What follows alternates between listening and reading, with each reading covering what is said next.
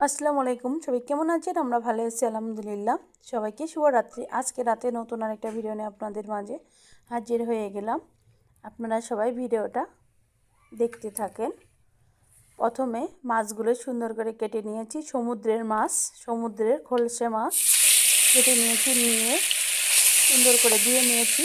নিয়ে এবার লবণ হলুদ দিয়ে মাখিয়ে চুলায় কড়াইটা বসিয়ে দিয়ে তেল দিয়ে এই যে মাছগুলো সব দিয়ে দিয়েছি।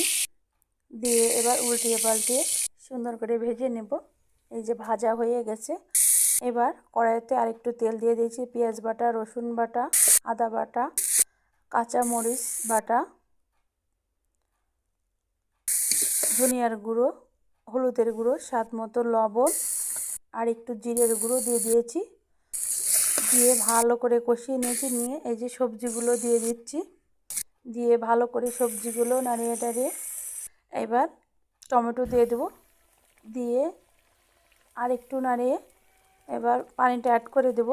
এই যে দেখেন, যখন হয়ে আসবে তখন মাছগুলো দিয়ে দেব। দিয়ে আর একটু নাড়িয়ে এইভাবে আমাদের রেডি হয়ে গেল সবজি রান্না সমুদ্রের মাছ দিয়ে।